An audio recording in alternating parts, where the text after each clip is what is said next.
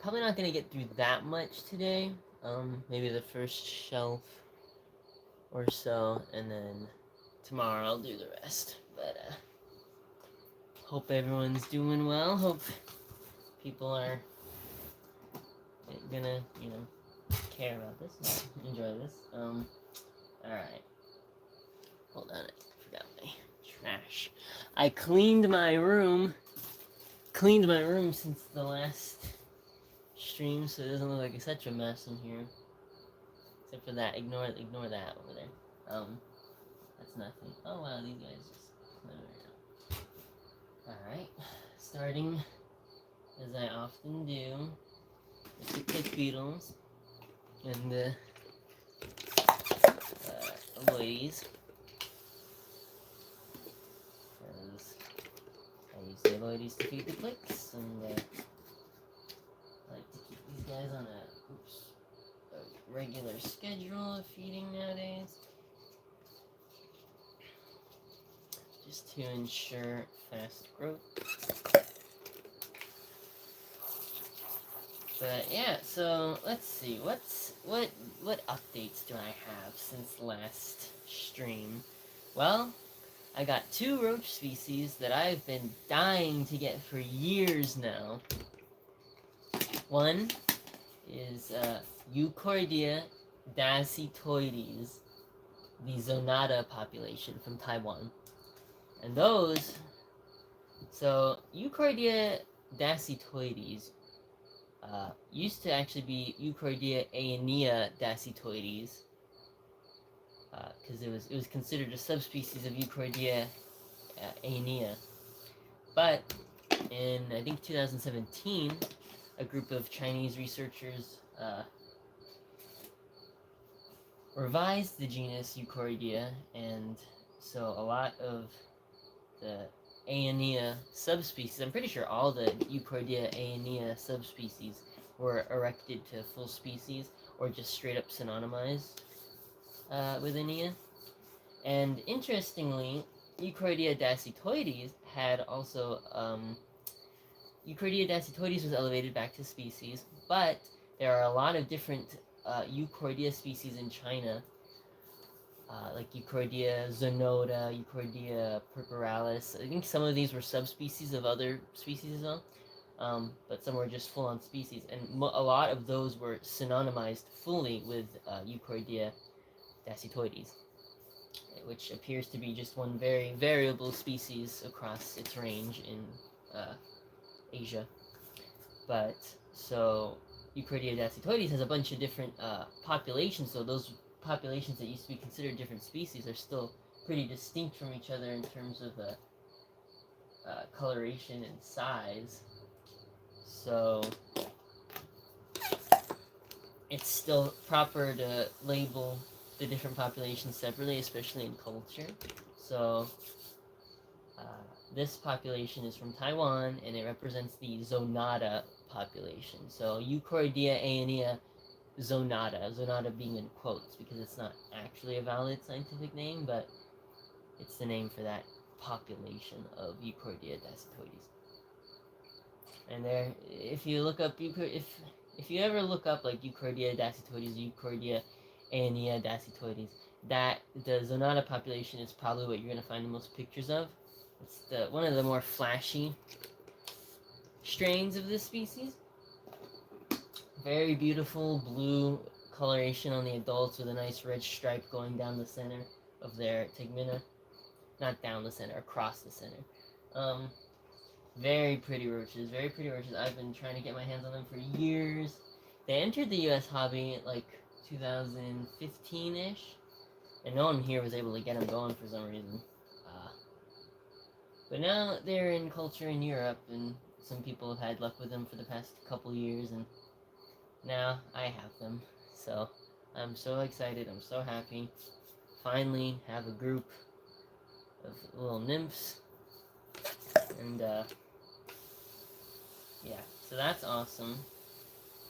And then the other species is one that's relatively obscure, but is extremely beautiful, and is now, now that more people in Europe have them, they're becoming more well known in the hobby, more what's the word I'm looking for? More coveted, I guess. But Eustagaster buprestoides, the only member of its genus in the hobby. The adults are beautiful, metallic green with, I think, 4 or 6 orange spots on their wings. And they're just absolutely gorgeous as adults. And the nymphs are like, they kind of look like Pycnocelis nymphs, but orange. And man, I've been kind of like tracking the spread of those in the European hobby for quite a while now. So I'm really happy that I finally was able to get my hands on some. It's been a long time coming, so hopefully those do well for me as well. They seem to be relatively easy to set up, relatively simple at least. So that will be fun. So yeah, I got those 2 roach species I've been wanting forever. It's honestly kind of like the best way to end 2023. I think getting those 2 species, that's what I've been wanting forever. But I'll probably still be getting more stuff though before the end of 2023. So if I were to stop getting any new bugs this year, that would have been the best place to stop, because those 2 really cap off my year of new additions. I've been wanting those forever, so really happy about that. Really stoked to bring those into the U.S. hobby. And now, hopefully, you know, I breed them and actually distribute them. So those are great. And then I got a box from my buddy Brandon Maines. He's moving into a new house, so this, I got him to send me a box before he moves. Got just a bunch of stuff that like I had failed with previously that he had going that, you know, I wanted back. So like I got Euglabrus marigera back, Pseudoglomerus tarsalis. I got the remainder of his Pseudoglomerus aurea colony back, Pseudoglomerus aurea, which I had sent my colony to him earlier this year because they weren't doing that well for me, and I thought they might do better for him, but they, if anything, did worse. It's just on the down and down, you know.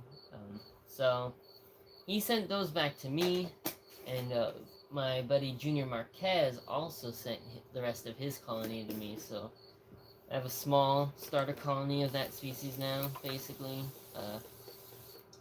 So hopefully I can get them going again. I'm pretty sure I know why I failed with them last time. There's a couple things that I did wrong that I have changed now, so hopefully they recover and breed. So we can save those from dying out in the US hobby, but I'm not holding my breath because they've been really a pain in the ass, but I will try my best. And so I got area back from Junior and Brandon, and Brandon sent me a bunch of other stuff too, some Christa armadillidium muricatum, some more Trogodilo green spots, because I kind of wanted a few more of those just to boost my initial starter culture up a bit. What else? Porcellionides species Miami, so now I have like the 3 main like Porcellionides species, like the Miami, the Everglades, and the Big Pine Key are like the 3 main populations we have in the hobby of that species complex of quote-unquote Porcellionides. They will probably be moved to a new genus in the future, but for all intents and purposes, for right now, they're in Porcellionides. But that whole species complex is very pretty, and now I finally have the Miami strain.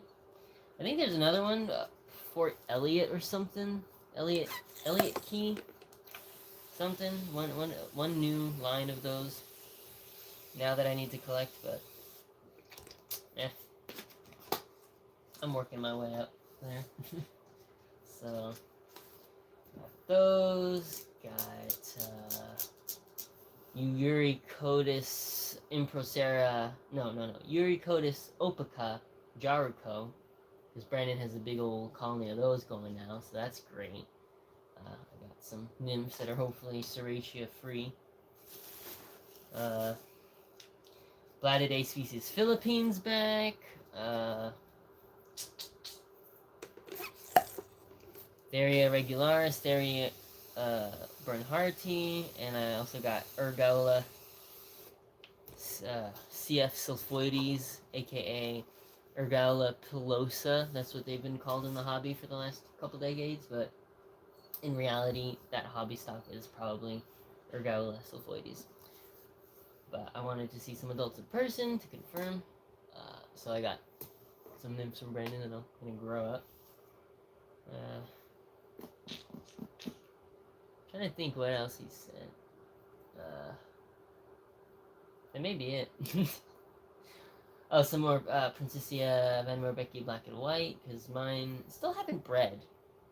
So I thought maybe getting some nymphs in there would maybe trigger the Ali effect and get my female to pop.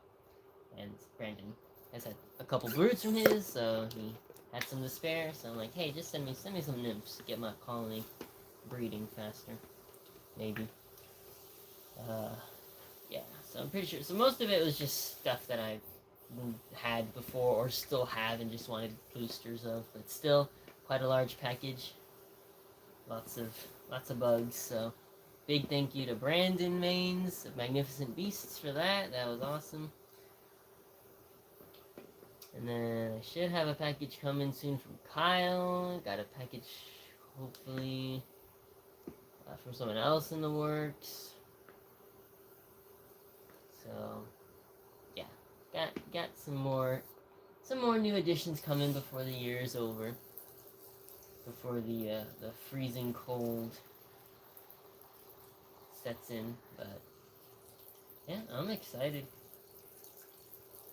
I actually got to meet up with a couple of fellow hobbyists here today. They came over to my place to pick up some springtails, and they live in my area, and so that's cool. I've not really gotten to meet up with a lot of bug hobbyists here in Idaho because there's barely any. So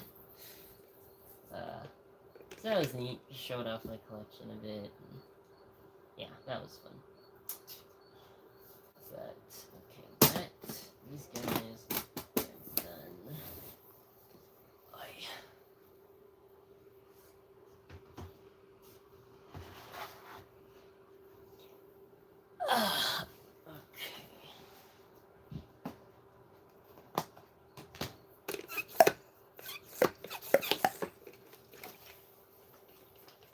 More Lloydies to feed. What else? Gotta think. I was planning on next time I do this, which, granted, I'm only gonna do a little bit of maintenance today, and then tomorrow will be a longer stretch of maintenance.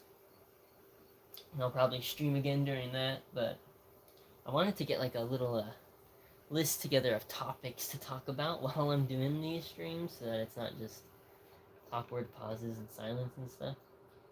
So I should probably do that, but I couldn't be bothered to today, so yeah, awkward pauses and silence it is. I've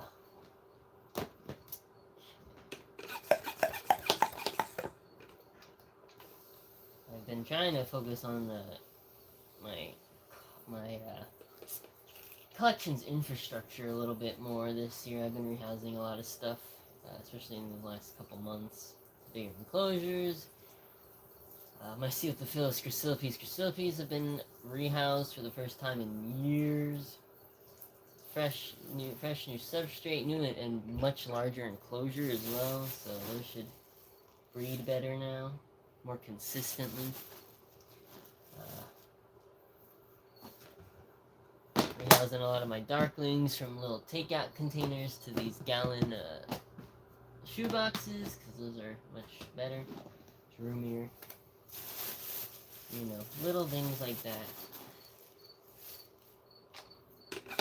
rehoused. Oh, the other day I rehoused all my Elaeus zunionis larvae to 2 ounce deli cups instead of the 1 ounce deli cups they were in, so I can better keep the humidity up. But that was slightly annoying.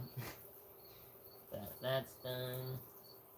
I think I'm down to 22 Elaeus zunionis larvae. Those are the Arizona-eyed coquinals. Those have been a bit of a pain. I had 30, but lost a few. They seem to have they don't handle humidity fluctuations quite as well. They don't like it very dry, but they also don't like it very wet. And also they seem to have a higher metabolism too. I think they starve quicker than other Elaeus larvae do. So I'm having to stay on top of feeding those frequently. But I'm not too worried. I should be able to have more than enough to breed. But yeah, it's just something I gotta keep an eye on.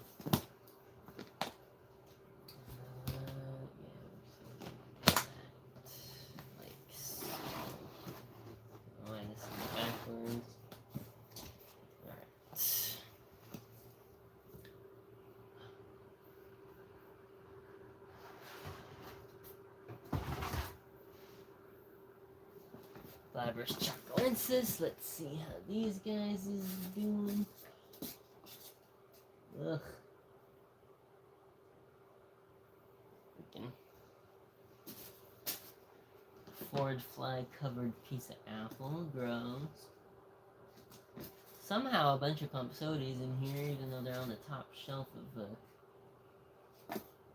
a shelf that doesn't have anything with Compsodies in it. The female is getting quite plump. The female Glabrus chacoensis. So that's good. Hopefully she pops some healthy broods. Nymphs.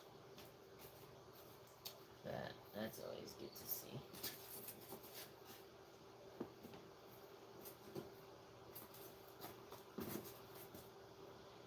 It's weird though, they barely burrow anymore now that I've given them like bark hides. They just are always on the bark now. Which I had assumed this species of Glabrus was much more of a heavy burrower than they actually are, apparently. But yeah, so there we have it. Actually, food.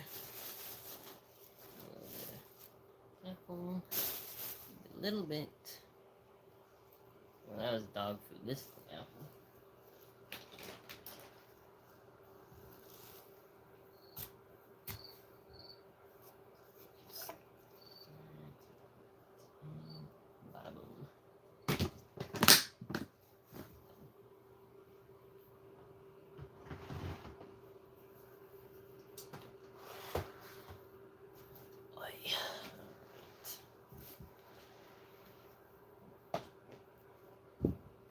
Loides filibris, Great Basin race. And these guys are cool. These are like similar to the Euchordea that I was talking about. Loides filibris is a species that has an incredible amount of elytral morphology, I guess, variation across its range. More of elytral striation variability, I guess, but no, even the texture. So like I have Loides filibris, Great Basin race. Those and the Pacific Northwest race are both very like matte in texture and have relatively pronounced what do you call them? Striations going down their wings, their elytra. Look more like ridges, basically. Versus, I have a line of Hispilibris from Texas, that is the South Texas race, and those have a very glossy appearance, but do not have the deep ridges going through their elytra. They just have striations, just a bunch of little punctures, pitting, basically. And it's kind of interesting, because they're both the same species, but across their range, and their range covers most of the western United States. They have a lot of different morphological variation, and yet they're all the same species, though. So that's pretty neat. I got. See here.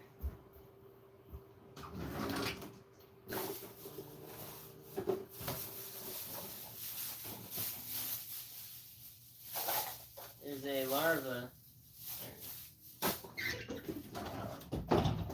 There's an Aloides larva here that. Oh, there's actually two from this Aloides species El Prado that need to be put into pupation. Or rather, they are already pupating, but on the surface of their substrate, which is no bueno. So we're gonna get this substrate a little dampened and make some little makeshift cells, and then plop these larvae right in.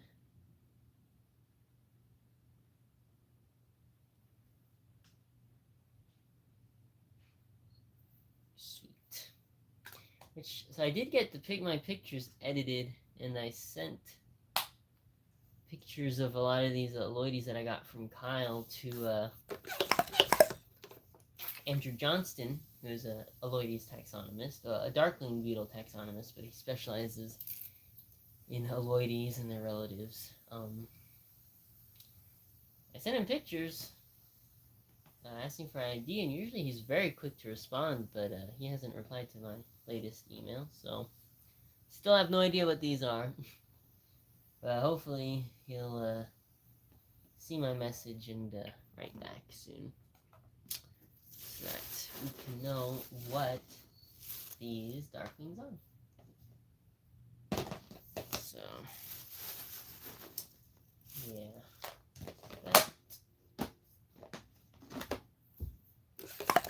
These costumes.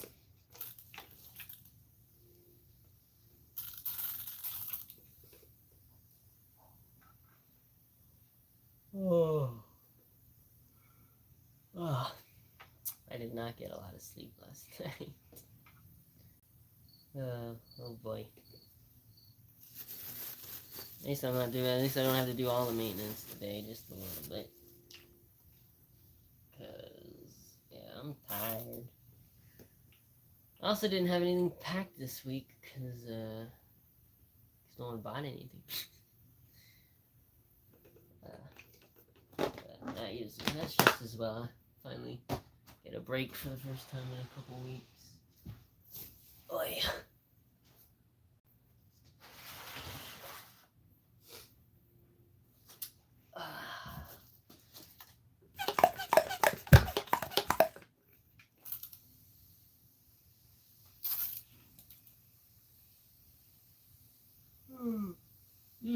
Something kind of interesting, I thought, that I saw on the cockroach species file the other day. Eurycotis and Pelmatosylpha have been moved to the subfamily Eurycotinae. So Eurycotis are not Polyzosterinae anymore. So there are no New World Polyzosterinae, at least not that haven't been introduced here. So that's kind of funny. I know Kyle from Roach Crossing is always talking about how much he's like, oh, we don't have Polyzosteria, but we have Eurycotis. It's the next best thing. They're you know they're New World Polyzosterinae. But no, they're not. They're not. We were lied to. You know, Kyle's heart's probably broken. But really what that just means is we can appreciate the two Polyzosterinae that we do have in the hobby just that much more.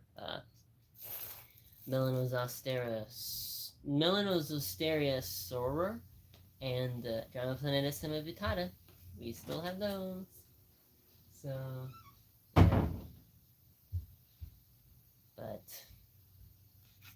I don't know if we'll ever have any more than that. Because no one has had any luck breeding. Well, a couple people in Australia have bred Cosmos Listeria, some Poly's Listeria for a generation or two. But none of them have ever gotten them into the hobby outside of Australia.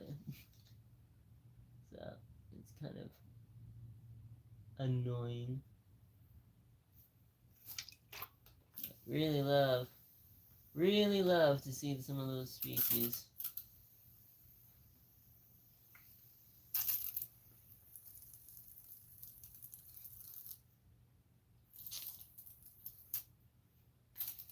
But who knows? I say this now, but hey, up until like a couple days ago, for years I had been pining over Euchordia dasytoides and Eustachias buprestoides, and they seemed pretty out of reach, and now I have those, so maybe in a couple years from now, everyone's gonna have Poly's Listeria Michelli in their collections, you know? It's gonna turn out they're easy to breed, and, you know, someone got them out of Australia, and now everyone in the hobby has them, you know? Who knows? I'll remain cautiously optimistic about the future.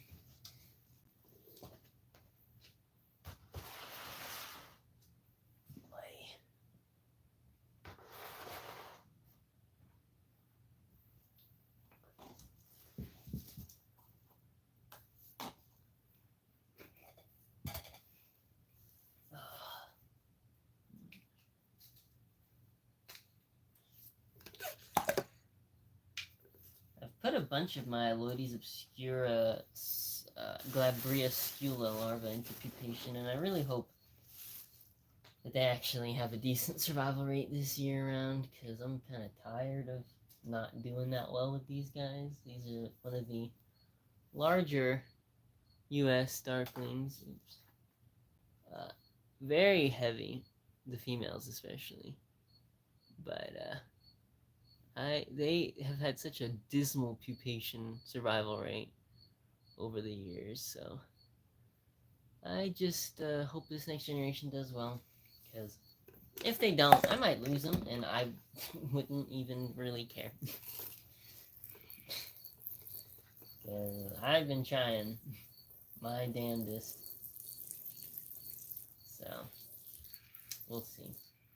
Seems the larvae are very picky about the humidity levels in their pupal cells, and maybe something to do with temperature, but I haven't really been able to pinpoint the cause of failure. So,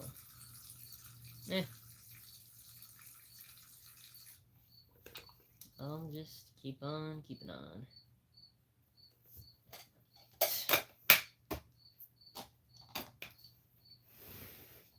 What's next? More Alotes. Always more Alotes. Oh, and Embaxian.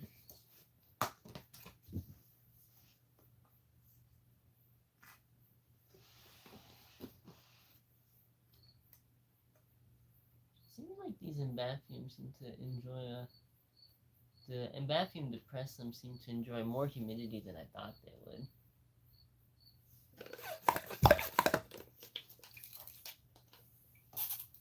Which is neat and all, but you know, not that great when their enclosure dries out this much in between waterings. Might have to lower ventilation or something.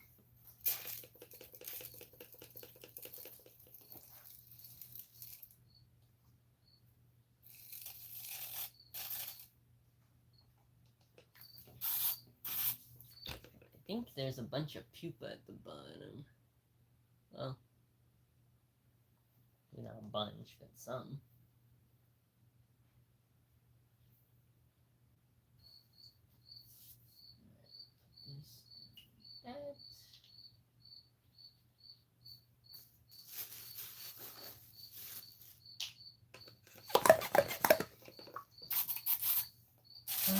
And now I need more water. Just gonna dump this out.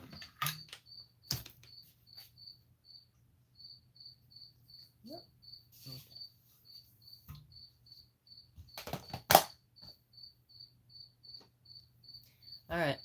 be right back. Gotta fill this up.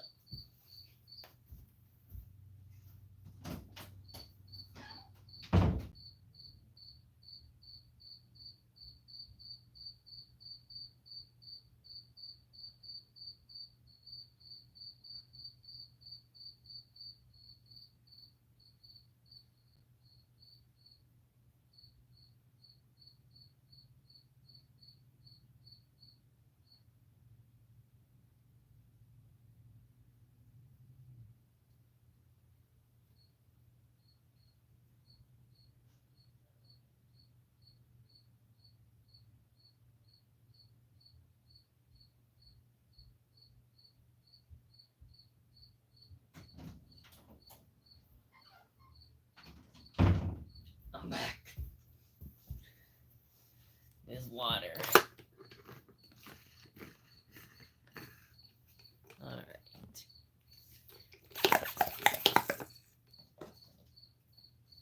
What is this? Species Paradise.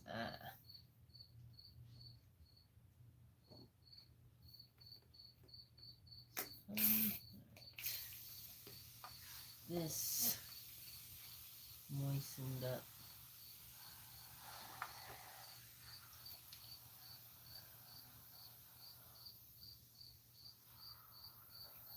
Oops.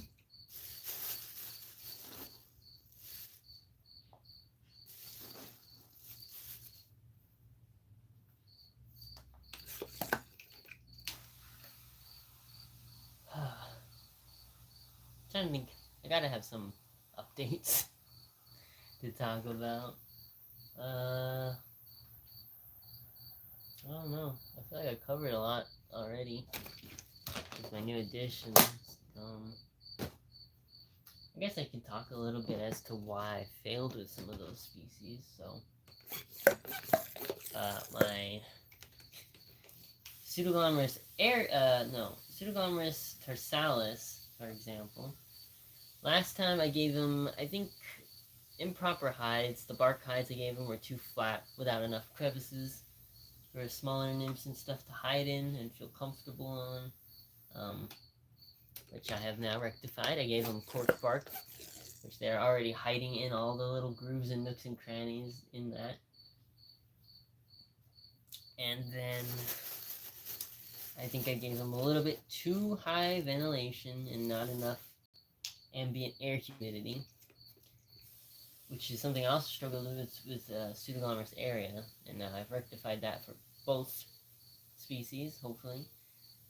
And two, when I did get one of my Pseudoglomerus tarsalis to give birth by keeping it in the same enclosure as my Pseudoglomerus area last year, but the Pseudoglomerus area, I'm pretty sure, ate all the tarsalis nymphs when they were still very young. So, yeah, that killed those off completely.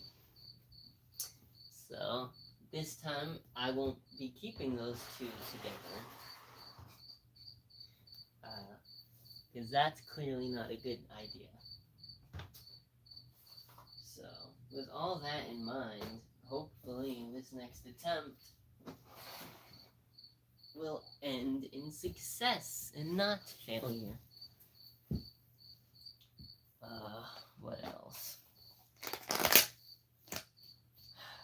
The Eublabrus marigoera, I'm pretty sure I failed with those because I kept them in too small of an enclosure. They seem to like a pretty spacious setup to start out in. So I've been giving them a 5-gallon to start out in, so that should be more than enough. What else? What else did I fail with? Let's go through all my failures. I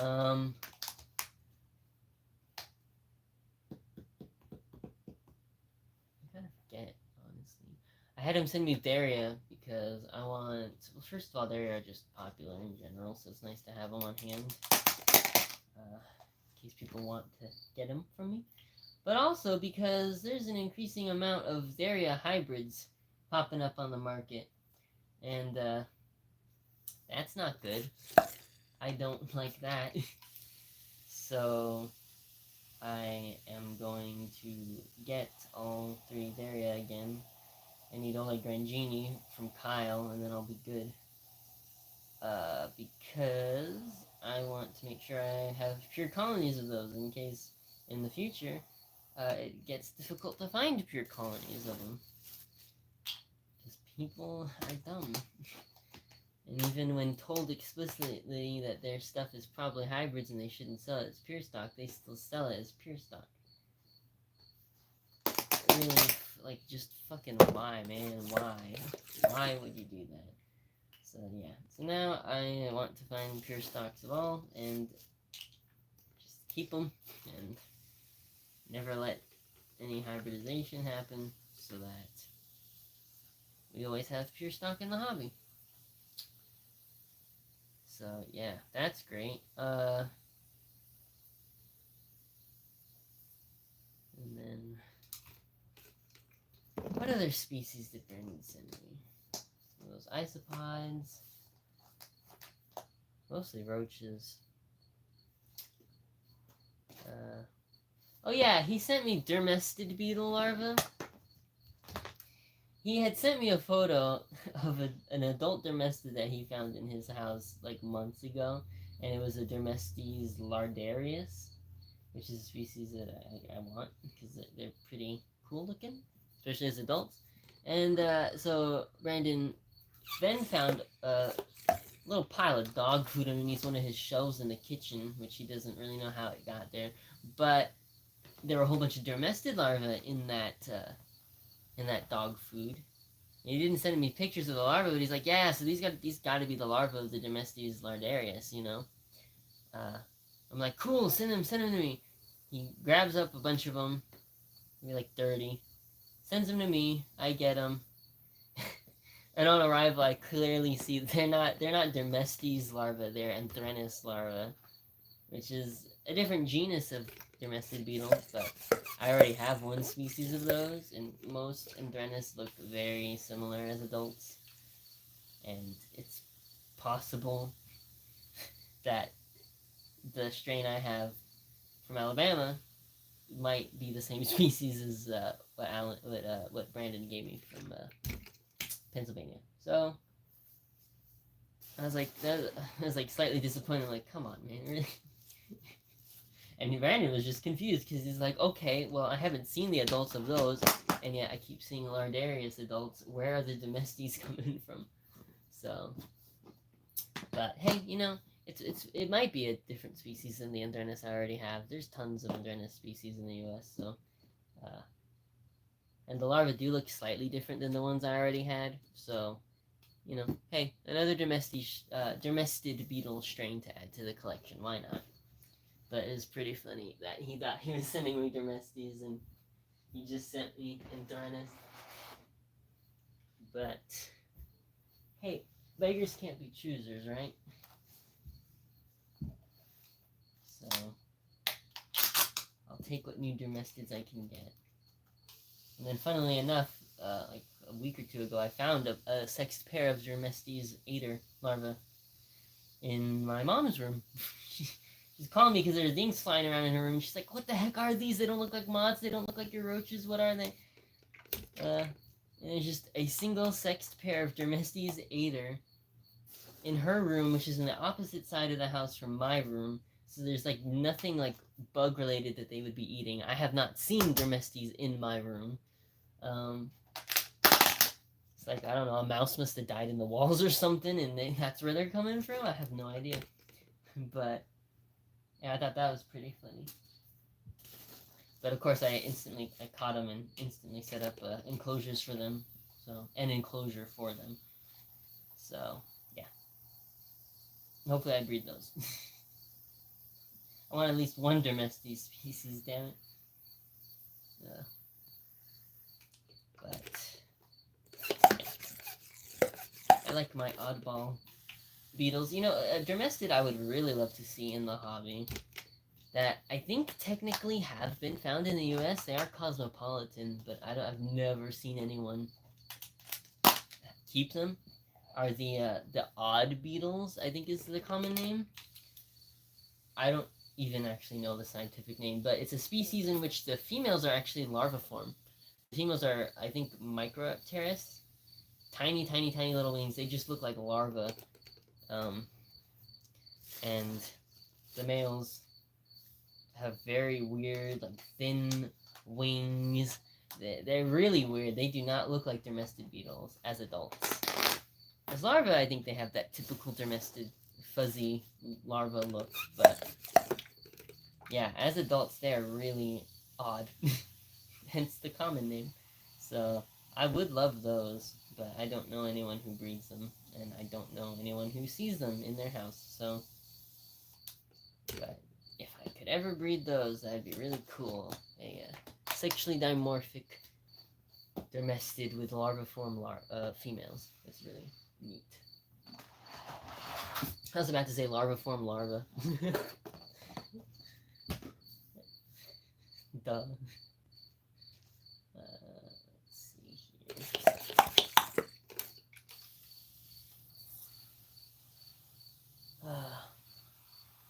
Oh crap, I got 2 people watching. I gotta make this entertaining.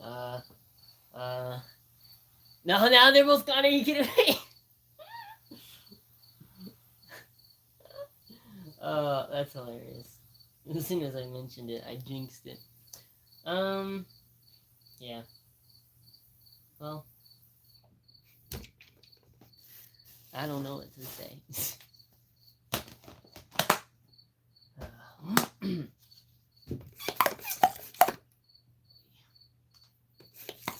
I should put like Q&A in the title so people actually ask questions. I mean, people may have been asking questions, I just didn't see the chat. The live chat. Oh, Aquarimax popped in. Ah! Hi, Aquarimax. Aw, well, thanks for stopping by. I'll be doing one tomorrow, so, if you missed this one, you might be able to catch me on tomorrow's stream. But thanks for popping in, Aquarimax. Russ of Aquarimax. Always nice chatting with him.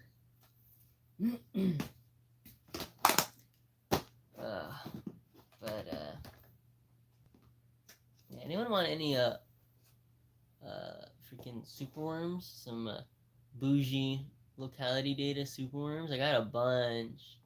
This is just a bin with larvae, but I have a, probably like a 10-gallon tub just absolutely full of larvae and adults right now. So if anyone wants some locality data, wild type superworms, hit me up. I got them available. And these are free of that horrible virus that is wiping out superworm colonies left and right in the hobby.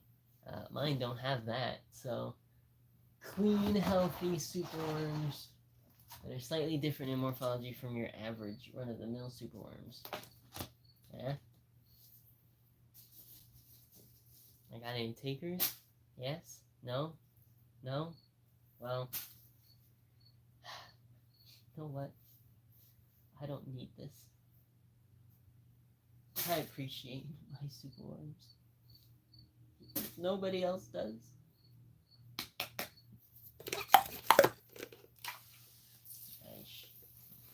Sit up, dry out a little too much.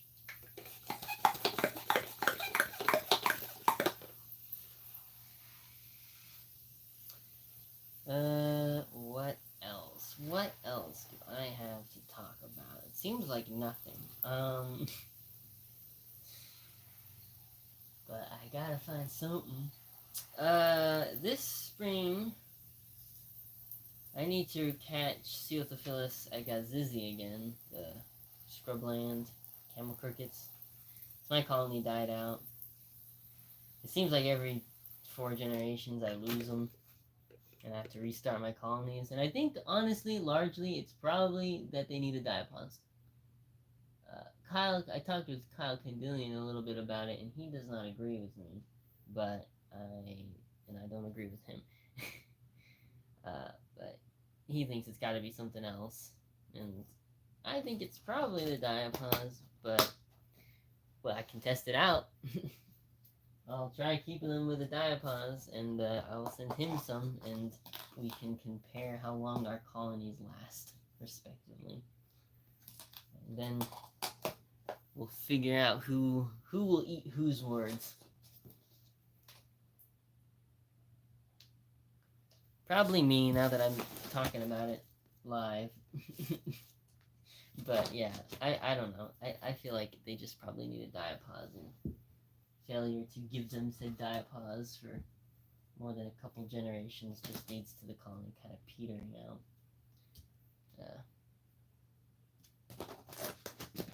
Because replacing the substrate, changing everything, like completely redoing their enclosure doesn't seem to stop the crash, and they just keep laying more and more infertile eggs. So it seems to me like possibly diapause related, but maybe I'm wrong. Who knows? Here, the Taphiliska. Oh boy. Still climbing. I'm gonna stop applying a climbing barrier. There's no point. They get past it every time. So, yeah, there's no point in applying that. Get these ones from the lid off. Oh. At least they're not like very quick to like get out or anything. They're pretty. They're stunned as soon as the enclosure opens up. There's two on this side, but there's one on this side, and I just want to get them. Alright, you know what?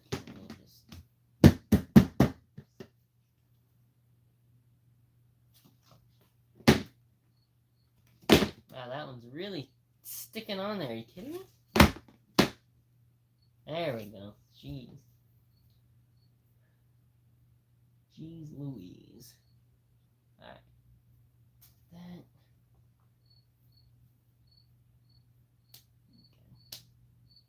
I'm not smacking nymphs, I'm slapping my hand so that they come off of, like, here, you know? I'm not smashing nymphs. That's not what it looks like.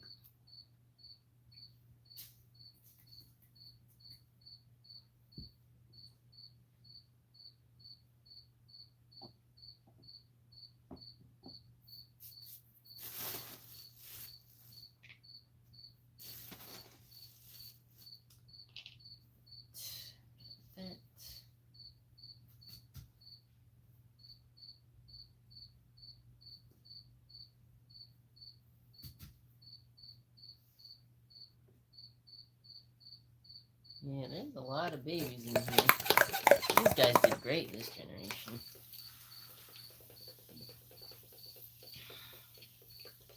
Only someone wanted. I'm probably going to lower the price on these a little bit.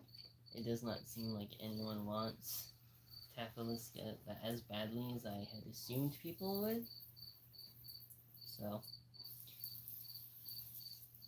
which is kind of a bummer. They're really cool crickets, but yeah, I'll probably be lowering my prices a little bit on them to reflect the lack of demand.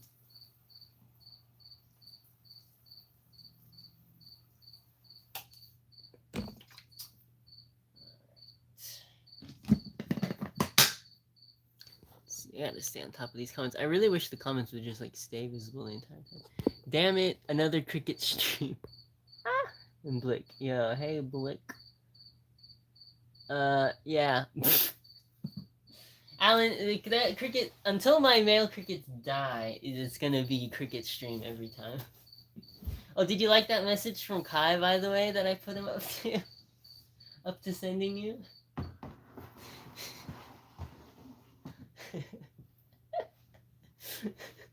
Yeah.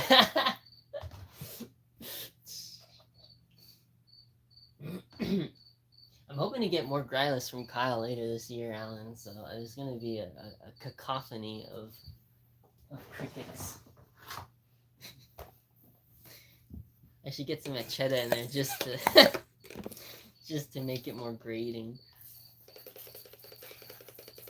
Well, even I don't want to hear Echetta though, so no. But yeah. Oh, yeah. Should get more camel crickets too from Kyle. He's got a couple species he says he could send me. So I can slowly expand my collection of those.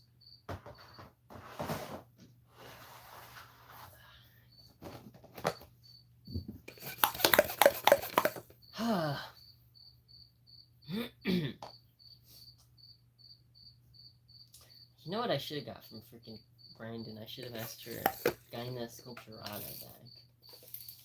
I wouldn't mind trying those again. Now that I got Bisamulata and Capucina breeding well for me, I need to get Sculpts.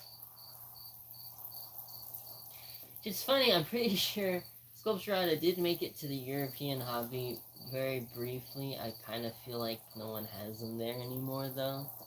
I think Nico was the only one who had them, and I don't know that Nico was able to really sell any off before he left the hobby. So, I don't know if those are still even in culture over there.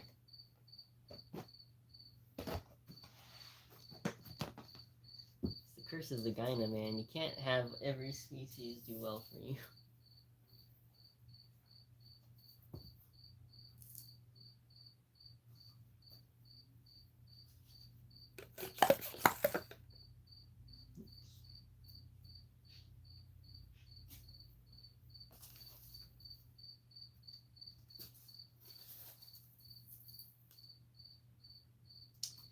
Yeah, I'm probably gonna have to... I think my Aloides longipulosa, I'm actually gonna have to freaking isolate larvae and care for them on probably a cocoa fiber and sand mix. The larva can probably handle being on half cocoa fiber, half sand. But I think it's the adults that are the picky ones. But they just keep... They're not doing that well in the adult setup, basically. It's annoying for an Aloides. But whatever.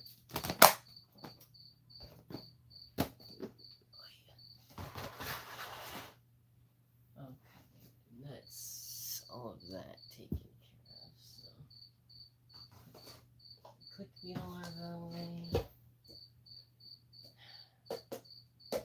Drop the click beetle larva containers as I'm putting them away.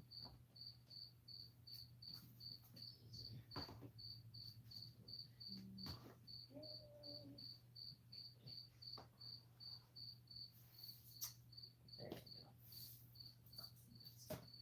Alright, then we've got some little random containers here. My snails. My cornu are not breeding, which is kind of irritating. Because I got them to use as feeders for fireflies. And these run-of-the-mill escargot snails are actually giving me trouble. They're like eating and stuff. They got calcium, which they mess up. And yeah, I don't know, they're just not... I might need to keep them in something a little bigger. I just, with this, you know, I didn't think they'd need that large of an enclosure to get going, but they might need a substantial amount of space. So, I guess I'll do that. When I have these micro snails from Brandon, which we have no idea what species they are, but they popped up in one of his millipede containers. And I wiped out his millipedes, so he sent me these. Again, for use as firefly feeders.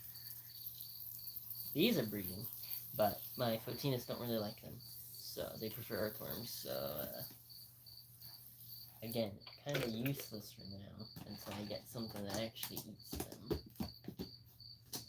You know what, I'll get these. Some fruit.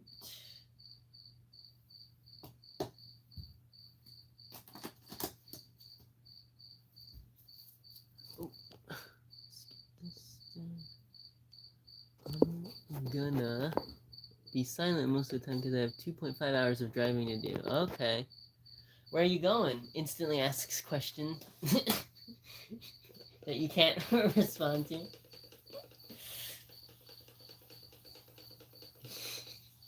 Hopefully somewhere nice.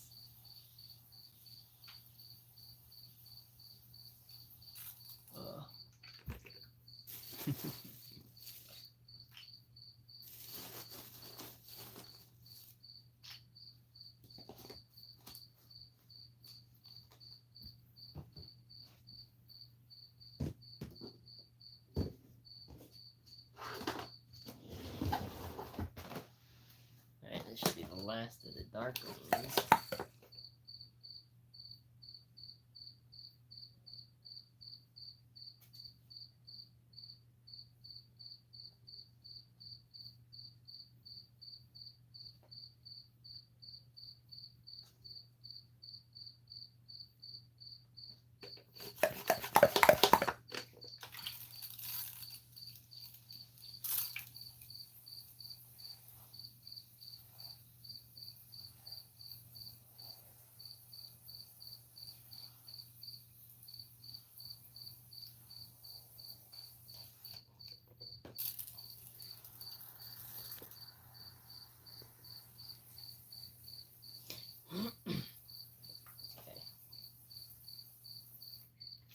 Water, food, move on. Well, actually, we just need a little bit more water.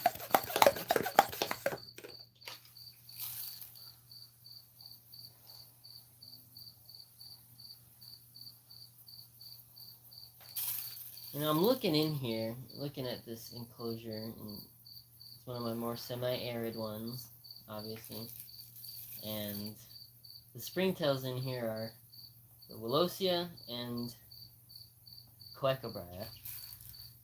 I'm having a very hard time finding Entomobria in any of my enclosures lately. I think that the Willosia may have completely wiped them out.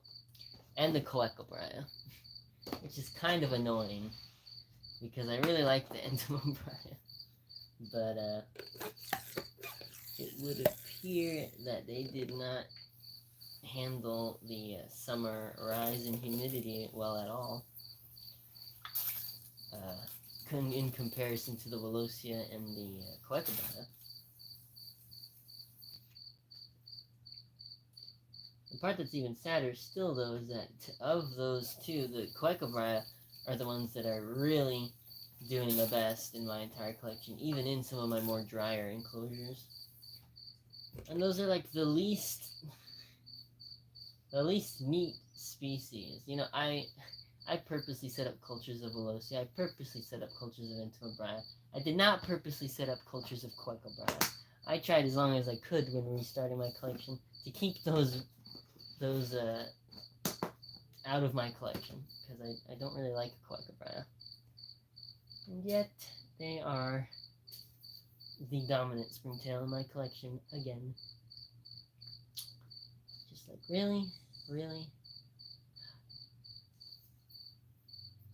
But, what can you do? Not much. Yeah, I'm hoping this winter that Coecobria come back up. I can barely hear you because of crickets. How? I'm closer to the phone than the crickets are. I guess I need to talk louder?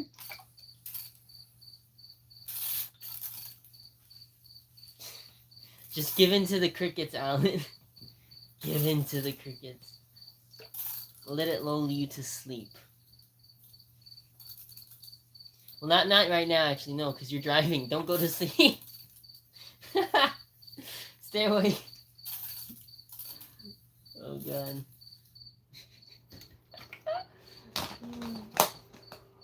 Okay. Hey, guess what? No more cricket noises.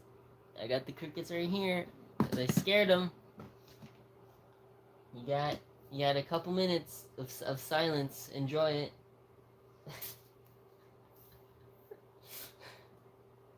Oh, God, there's babies in this food bowl. Get out.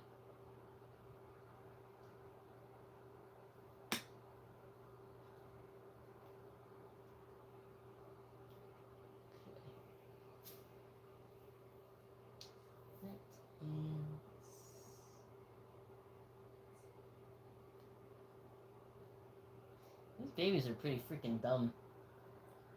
They do not really give a fuck either. I'm gonna get them out of the food bowls before I throw out this moldy crap.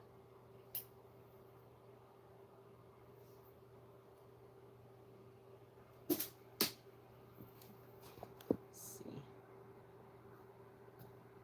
Yay. Alan enjoying his reprieve from the chirping. It's just background noise to me at this point. I don't even hear it. Oops.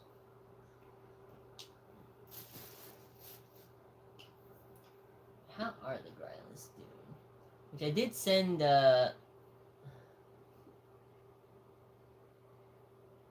pictures and video of the chirping to David Weissman. But now he wants me to send him a WAV file of the chirping so that he can measure the audacity, whatever that means. And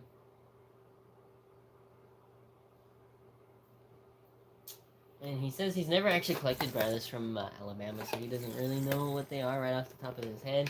It might be a species from Texas that he knows of that could range into Alabama, but he needs the chirping file first.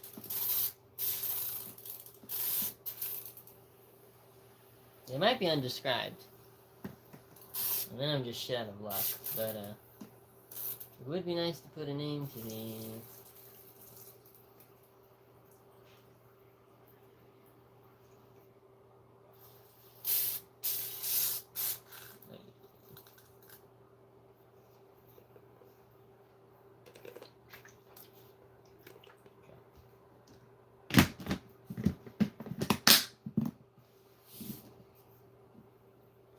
Alright, well, they're going back in their corner, so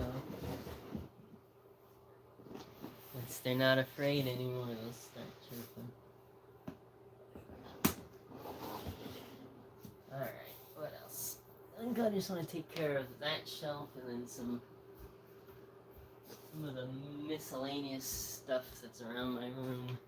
And then tomorrow I'll just go hard on the Big Roach shelf. I got some of these, so Anthony Green sent me some of these Blabris that he got his colony labeled as Blabris giganteus, but these are clearly not Blabris giganteus. They're much smaller. And so I was thinking they were just hybrids. But one of the males popped up, and he looks pretty nice. Looks pretty like clean in color, but I'm gonna wait to see what the females look like and what the rest of the males look like. But if they're all pretty uniform, and crucially, if the females are, it's a weird looking deformity. If the females are darker in color than the males consistently, and all the males are this light color, Brandon thinks that they might just be Blabris CF peruvianus, which are commonly long word mislabeled as Blabris giganteus, as far as I can recall. Oh, he just flew. Yeah, they might not actually be hybrids. They might just be peruvianus, CF peruvianus. But we'll see how the coloration consistency is. But they're the right size, and this male is the right color for that species, so we'll see. But that'd be cool if they weren't hybrids. They were just mislabeled peruvianus. And then I'd actually want to keep them.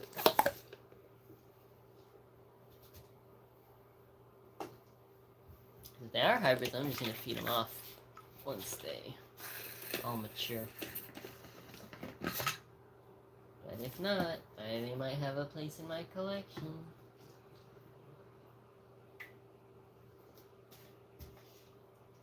What the hell am I doing there?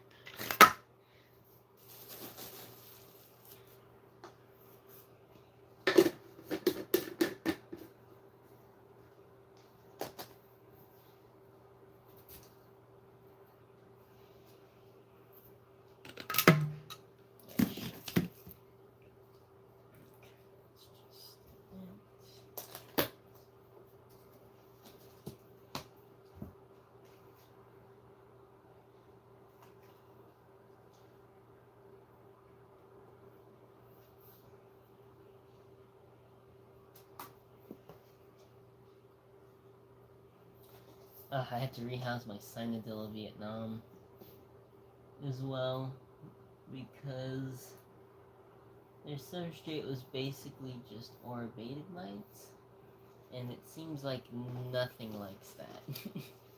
So I did end up rehousing them with fresh substrate. So they should do fine now.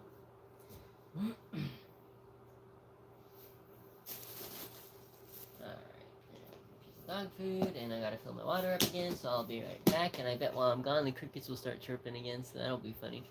I'll be right back.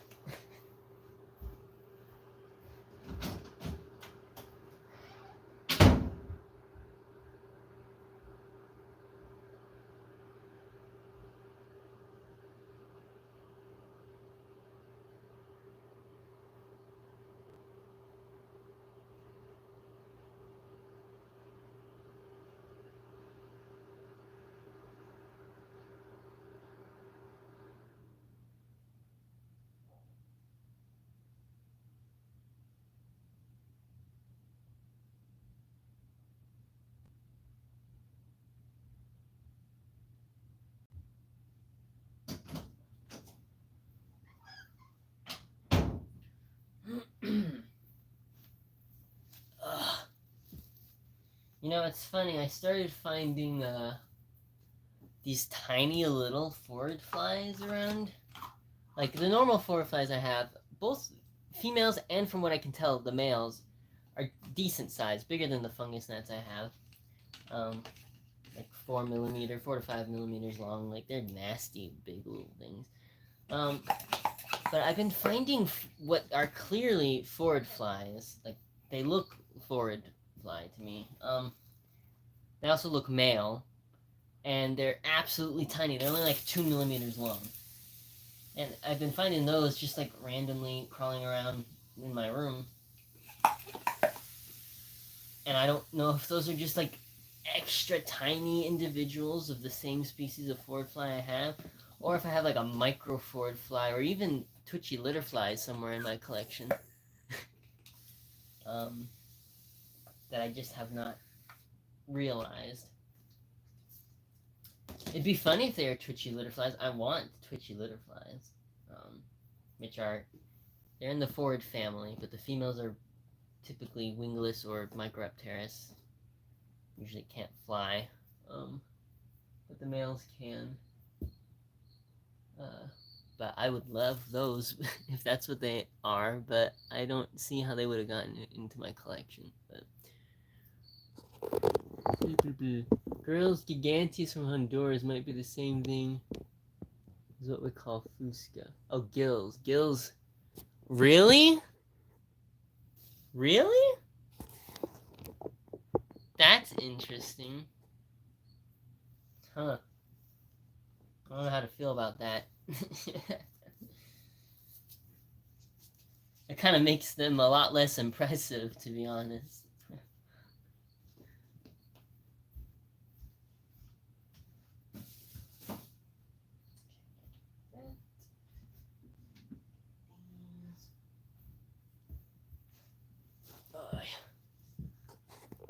Which I have a improvised stand for this now, for the phone.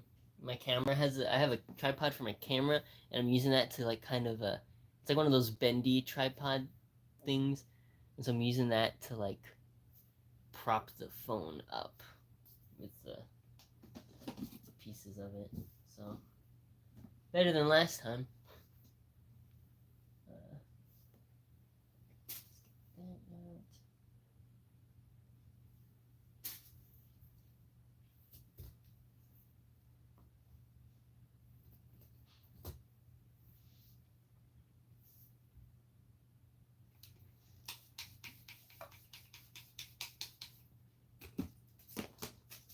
They have Honduras. Species Honduras are just the same as species Fusca. It's kind of lame. Hey, Martin, how you doing? I'm just doing some maintenance for a little bit. I'm probably gonna do another one of these tomorrow. and do the roach maintenance then. I'm just doing the odds and ends maintenance today.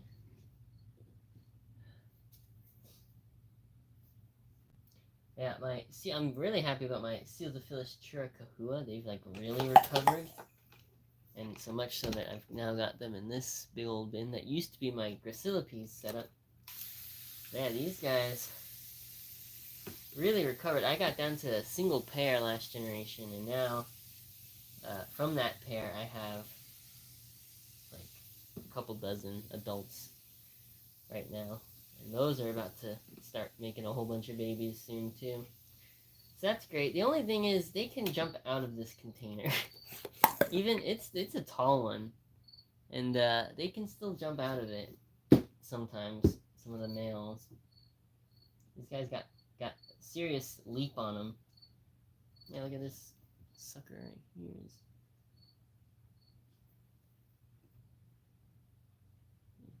There's no point in me trying to show stuff off on this camera. Although, you know, I don't know if I can switch the camera while I'm streaming. I don't think I can. What's this little thing? Oh, I can put filters on. Why would I do that? That's weird. But, yeah. These guys I'm happy with. These should start making a lot of babies soon. And I'll probably put them up for sale. To the two people that like collecting camel crickets.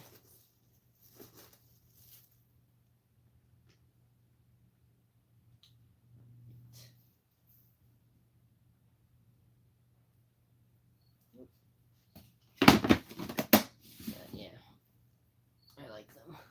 I like them a lot. Let's get the big boys out. The big...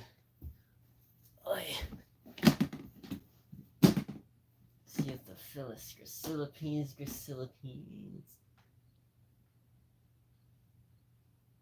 Now have this nice container.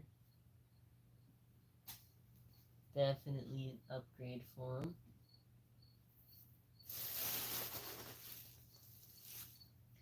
I'm hoping that plus new hides and stuff, I'm hoping that will translate to more individuals in the colony at the same time, because they seem to have a problem where they produce a lot of offspring and stuff, but they don't there's never more than like a couple dozen individuals in the colony at the same time,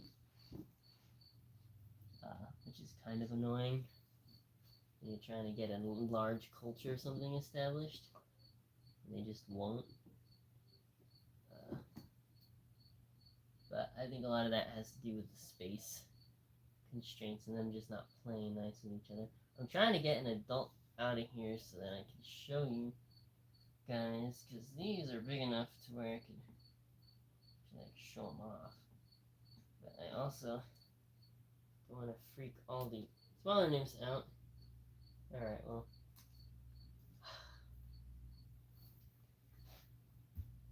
one of them got out. That doesn't matter. Can I grab you? No. Where's the adult? The adult female just ran away.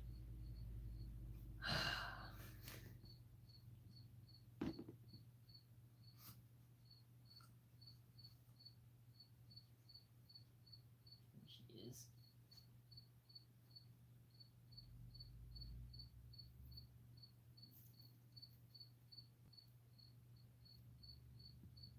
Oh, shoot.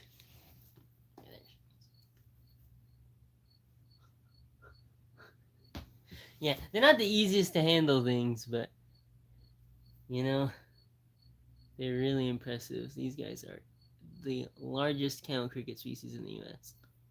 Largest native. Yeah, I've been having these going for multiple generations now. I really like them. So, yeah, hopefully they like the new enclosure I just gave them and lay lots of eggs I mean, they are laying lots of eggs already. So hopefully lots of nymphs will be able to be sustained in the same enclosure at the same time now that it's bigger.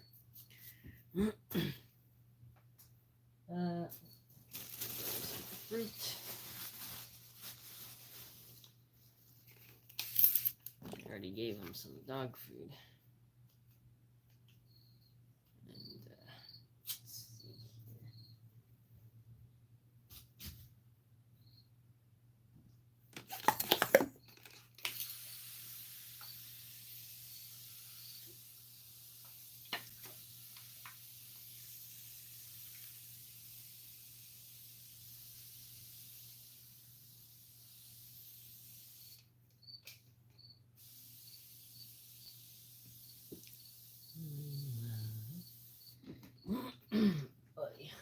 I see chat going on and I can't read it from here. What does it say? TJ, do you have any interest in venturing into earwigs? Kind of. I don't know. What kind of earwigs? They gotta be cool. I've kind of wanted those E Arcanum, but I just never got around to getting any. But I might be tempted to those. And I forget this name, but the big like riparian earwigs that we find here in the U.S.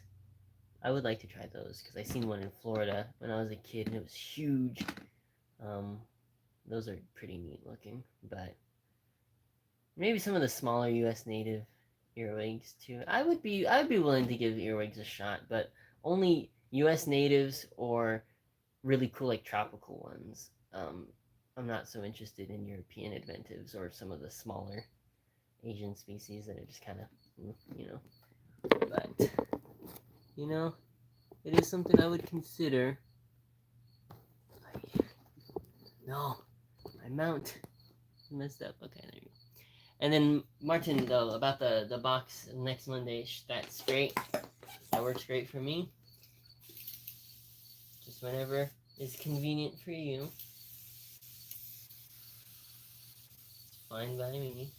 I'm patient.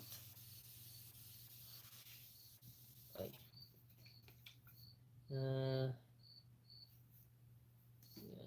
One of these nymphs got out, but it fell into like behind one of my shelves, and I kind of don't think I can get to it, so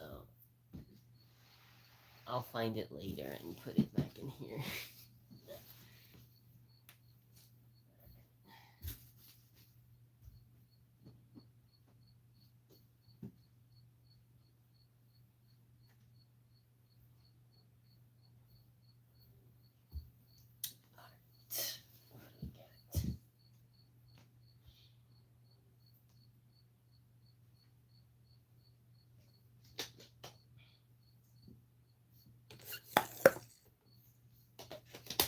Those are good.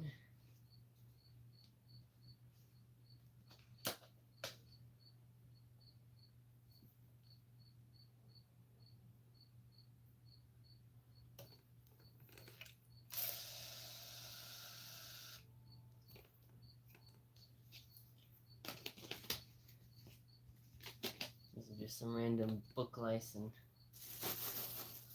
Springtail enclosures.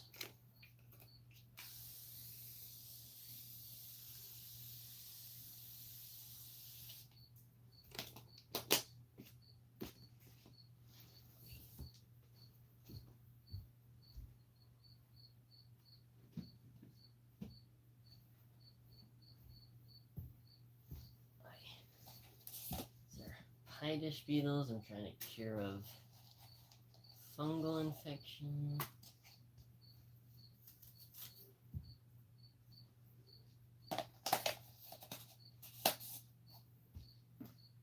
My Pseudocinella species Vilas.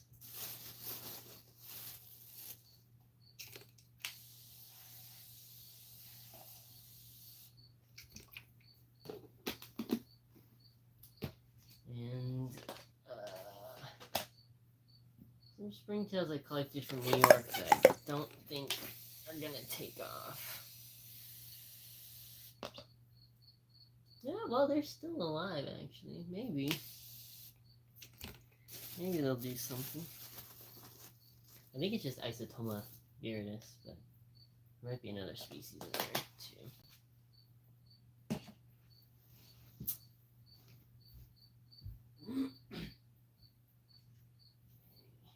This is all good. This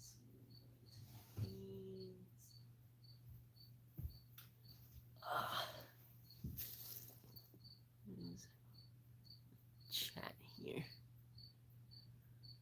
Yes, 2 Marva species I have breed well and don't seem to bother small ectobids. I would try Marva. Those are one of those itty bitty US natives, right? I wouldn't mind giving those a go if they breed easy. Don't need too much space or nothing.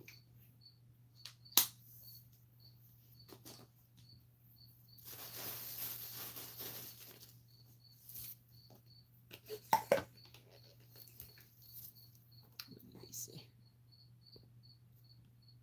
How do you use moss? Do you use that moss inside Hemiptera cicera? I'm having some issues in hatching with these species which need moist substrate. So it gets compact after a few watering, so it's difficult to notice. I don't use moss, and honestly, the substrate in my Hemiptera cicera enclosures gets, most of my ectobid enclosures gets like really disgusting after they start breeding, basically. It just gets covered in frass and, stuff, but they usually don't care because they're usually not really on the substrate much. Only when their hides start getting gross do they really start needing to have that replaced. So I've not really had that be an issue. I just make sure they have nice, like a lot of leaf litter, hides or bark and stuff to climb on. Some species I use like tough paper towel as their hides, to be honest, and it works pretty well. And only when that stuff starts degrading and gets really gross do I have to like change substrate or anything like that. Or if there's just an absolute, a horrific mite infestation or something, then the substrate gets replaced as well. But I don't use moss. I don't use moss in basically anything I keep. Yeah. But if you're having difficulty with substrate compacting in general, you might want to mix in more aerating things like long fibered sphagnum moss or heck, even like orchid bark, aged fir bark, like that kind of stuff. Mix that into the substrate. That keeps it from compacting quite as much.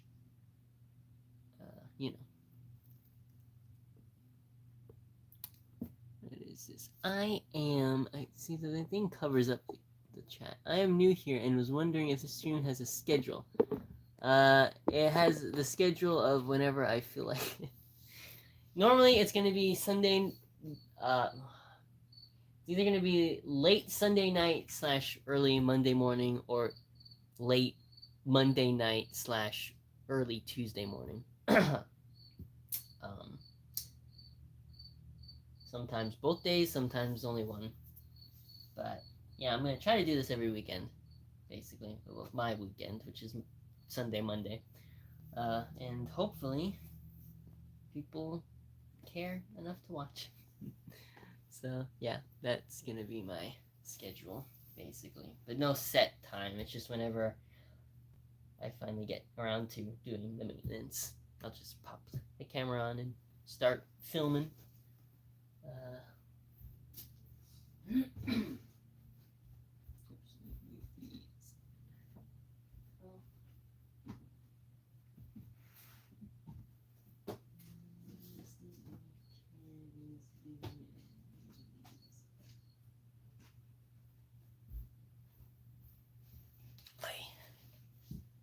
Alright, what is this? This is Clogmia.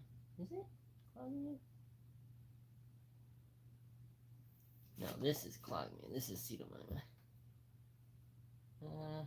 Looking a little soupy.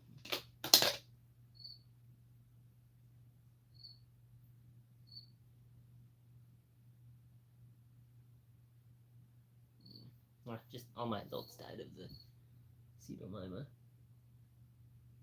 I had like a big bloom of adults, and now they've all kicked the bucket, but there's a lot of larvae still, so that's good. Got a little worried there for a second. Pop in a piece of that. Clean this lid off a bit.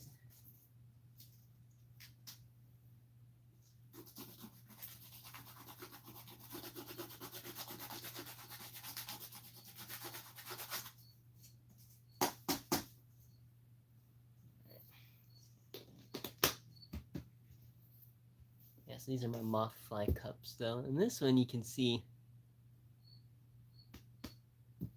there's a lot of them. If my house didn't have Clogmia before, it does now. I'm just gonna say that.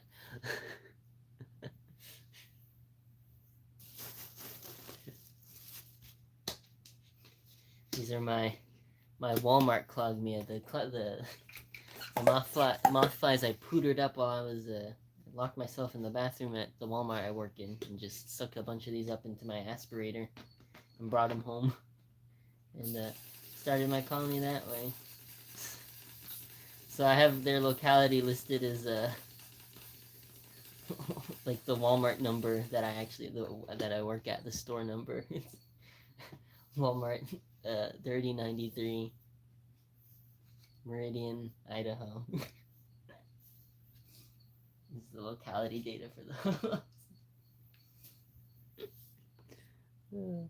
Let them wild roam in the toilet. Well, they basically already have, so...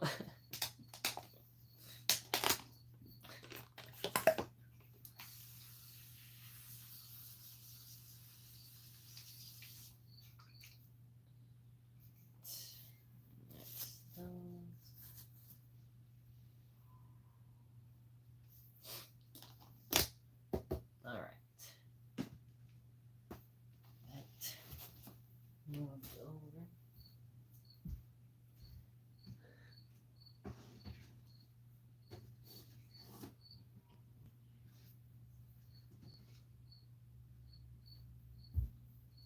It's funny because when people buy the moth flies from me, they're always like, okay, so how often do you change the medium that they're in, right? And I'm like, you think I change the medium for these things that live in literal sewers? No. They get new food.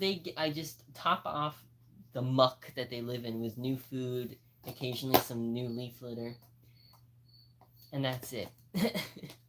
And you know, as the water evaporates, you know, water them. But other than that, I'm not changing that muck. You think I'm going in there and like picking out larvae to then move to a new enclosure, like separating them from the gross crap that they live in? No. That's ridiculous. They do not need any changes to their substrate, basically, to their muck. But yeah. My wife always accuses me of releasing roaches in the house, which is of course not true. His family also accuse you of similar crimes. No, they get mad at me when stuff escapes, but they know I'm not doing it on purpose.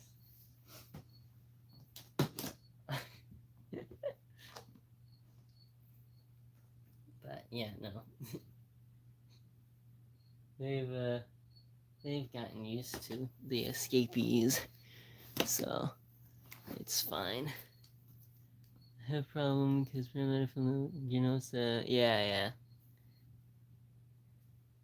yeah, that's part of why I don't keep a lot of Paraplaneta, because if those started escaping, I would get in trouble.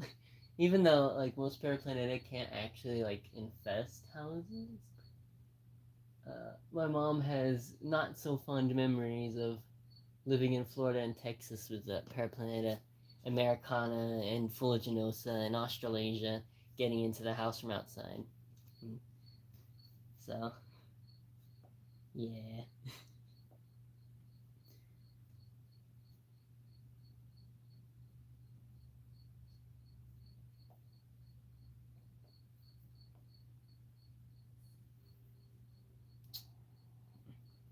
So, Alan, I found 2 larvae of Elaeus patricus in the first enclosure I put her in.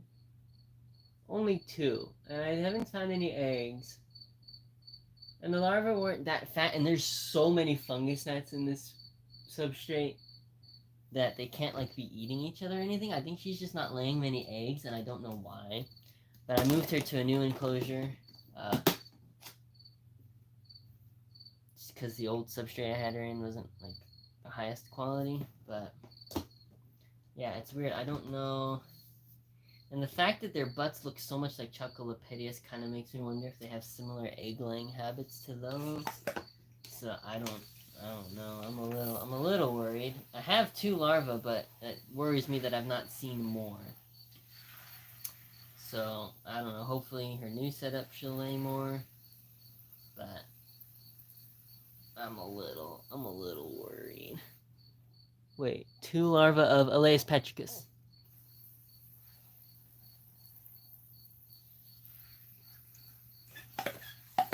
And they weren't that big to begin with, so it's not like I missed when they were all hatching and 1 or 2 larvae just got really big and ate all their siblings. They're still very small, so it just worries me. I feel like I should be seeing more larvae hatching out at the same time. So I feel like she's not laying that many eggs. I don't know why. I don't know how to better induce oviposition, but I'll just keep being vigilant and remove larvae as I find them in both of the enclosures I put her in. So, yeah. But that's that.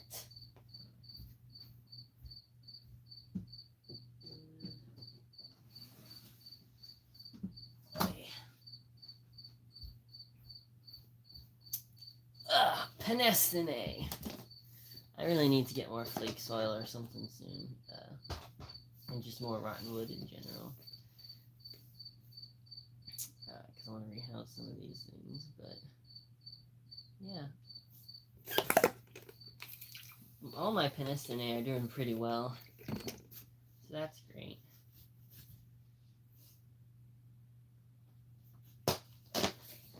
And I'll hopefully be getting another Penestine species soon, if all goes well.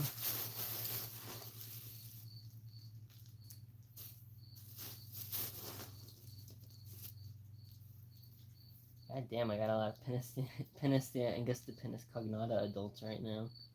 Jeez.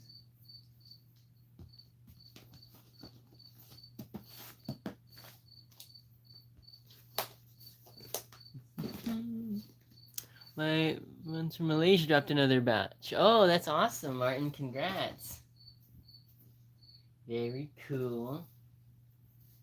Yeah, Penestine are pretty easy. Like, they're really easy. You give them the right substrate. Pretty much just leave them alone. I do recommend still feeding supplemental foods fairly often, because it does make them grow faster for sure.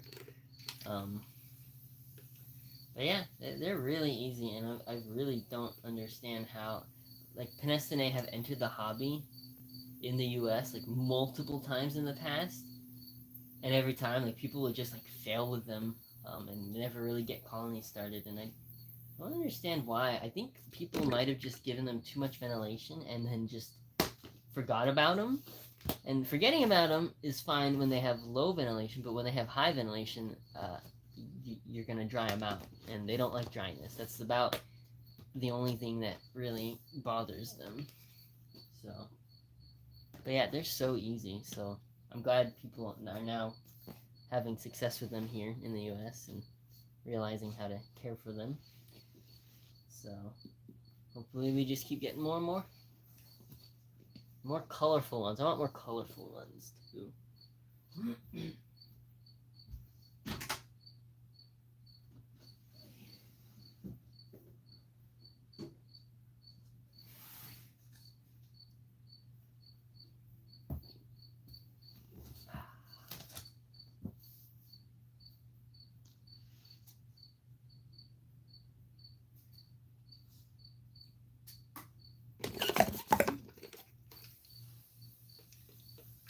it looks like a lot of these are due for substrate changes, so I need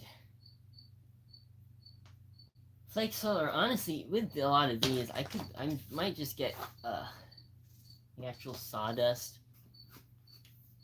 like the Traeger sawdust pellets, and expand those, and just mix in a little bit of that in with a little bit of their old substrate, and then just go out and find some nice wood chunks and do that, because the whatever bladder-bacteria that the Penistinae have, it seems that it really degrades substrate that you put them in, like, very fast, even when they're not eating it.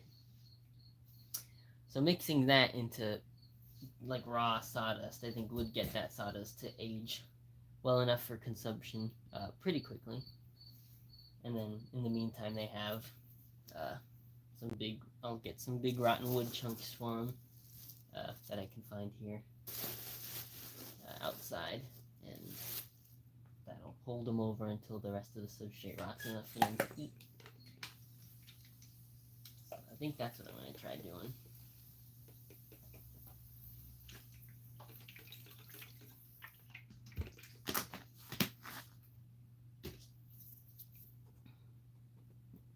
Let's read the chat. Sorry, I got to go to bed. Take care. I'll talk to you soon. All right. Have a good night, Martin. Thanks for dropping by. Hope I wasn't too boring. I was afraid to try and... Yeah. So, thanks for stopping by. Have a good night. Cheers.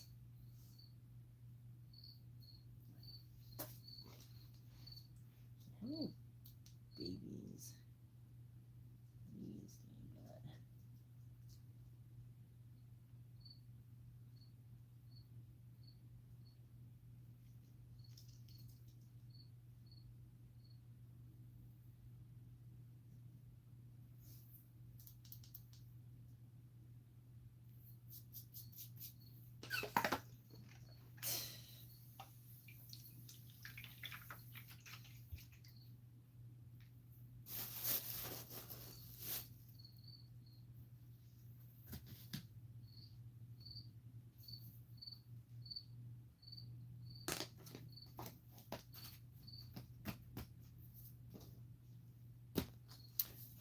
got? Those done.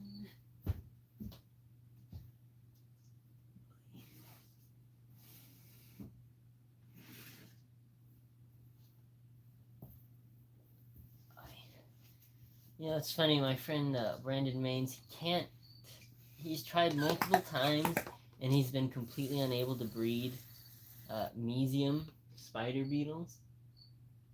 And so I got some, and I was like, Dad, I can breed these. And he's like, yeah, right. If I can't breed them, you can't. Or it was just basically saying he'd be pissed off if I could breed them and he couldn't. And I can now confirm I've bred Mesium, because I'm seeing larvae starting to pupate at the bottom. So I told him that. He's like, God damn it. So that's pretty funny. Unfortunately, I did fail with the Gibium I got. I mean, to be honest, I'm not even sure that I had multiple sexes, both sexes of the Gibium. I only got 3 adults to start with, but yeah, that kind of sucked. I was really hoping to breed those, but oh well. At least I got one spider beetle species.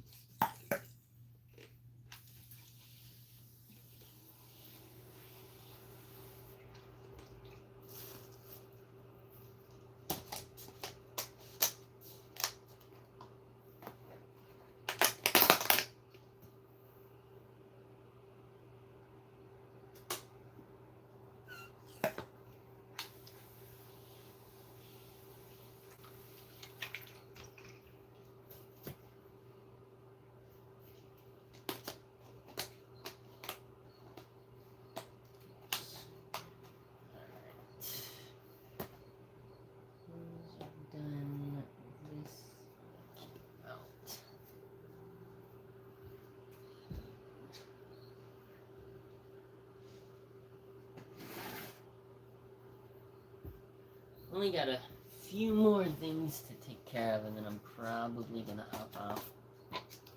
Gonna grocery shopping, and then go to sleep. And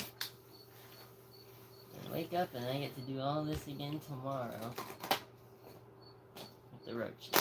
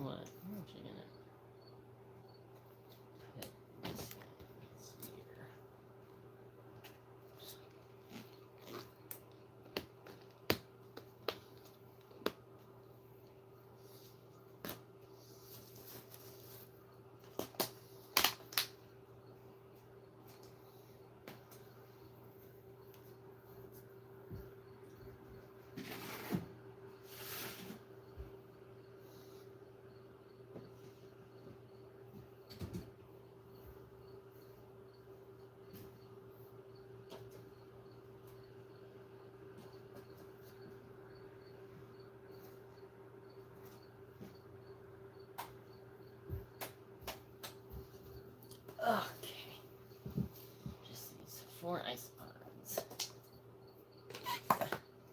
Trichurina species Puerto Rico. Really neat. I really like the Trichurina species Puerto Rico. They're really interesting how much more like surface active and like fast moving they are compared to Trichurina tomentosa. I assume they're probably parthenogenetic like tomentosa, but maybe I'm wrong. Alan would know. Alan knows everything. There's no end to this. I'm still driving. I don't know if you ever answered where you're driving to, but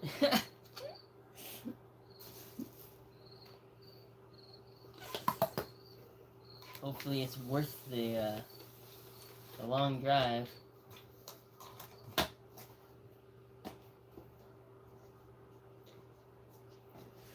Oh. Coffee. Yeah, driving. I gotta learn how to drive this year. That's my goal. That's my 2024 resolution. Get a driver's license. Especially now that I got a new car. Me and my mom bought a new car. I want to learn how to drive. Maybe not in that car. Maybe get a really cheap, like $2,000 car for me to drive in. So as not to ruin our brand new 2024 Corolla, but still, driving. I want to know how to do it. I'd like to go out and collect more on the weekends and stuff, and really get as much out of this state as I can before I eventually move to North Carolina. And I'd like to visit Utah too. I would love to drive down and go see Russ McQuarmax, and go to Tennyson, go out collecting with them. Get some cool Utah bugs. Utah Aranavaga maybe. That'd be nice. But yeah, there's still a lot of places here in Idaho I want to go and drive to as well. So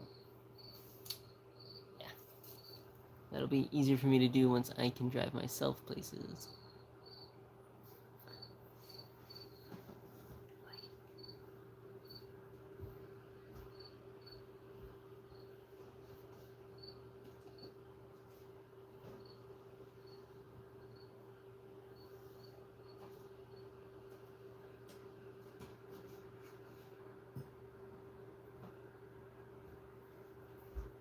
Alright, but you know what? I think that's it for today's maintenance. So, without further ado, thank you guys for watching. Nice drive, Alan. Hope it doesn't take too much longer for you. But yeah, so I will try to stream again tonight.